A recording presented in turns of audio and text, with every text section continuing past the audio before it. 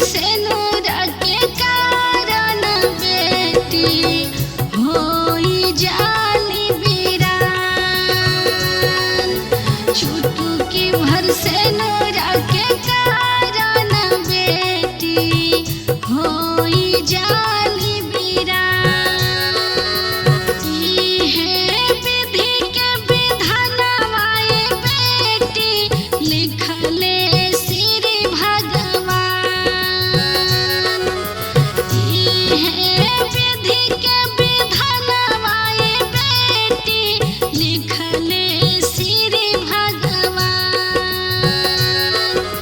चुटकी भर से नूरा से बेटी बनी है तोहरो सोहाग।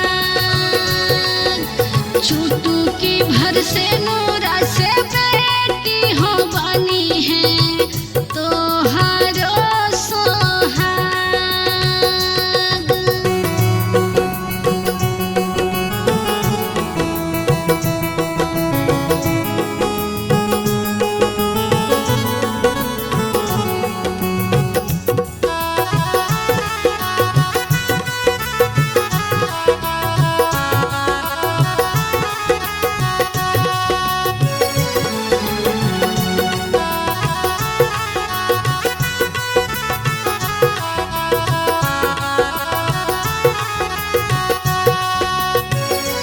फुलवा के जइसन हमरा के पापा रात दिन रखल सहेज।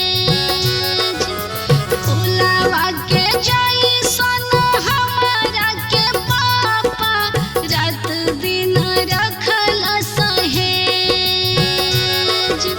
तब काहे तू बनवला ए पापा काठ के कारेज। तब काहे तू बनवला ए पापा पथला कारेज। राजा हो चाहे होखे गरीबवा पर बेटी चल गईली। राजा हो चाहे होखे गरीबवा पर बेटी चल गईली।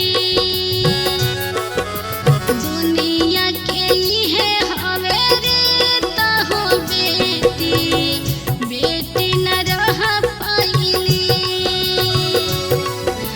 चुटकी भर से नूरा से बेटी हो बनी है तोहरो सोहाग।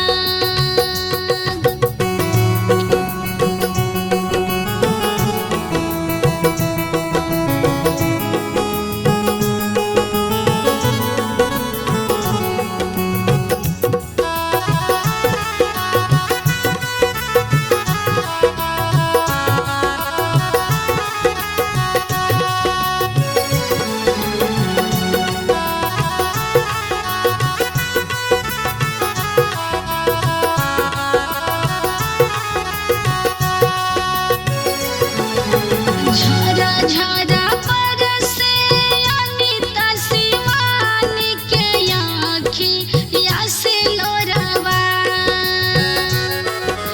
झरा झरा बरसे अनिता शिवानी के आँखिया से लोरवा। आजू के राती बाबा तोहरे मड़उआ भेज दे बदूर देशवा। चुटकी भर से नूरा के कारण बेटी होई जाली वीरान। चुप रे हो अनिता ये बेटी मनवा न कर थोरवा। चुप रे हो अनिता ये बेटी मनवा न कर थोरवा। चुटकी भर से नूरा से बेटी हो बनी है तोहरो सो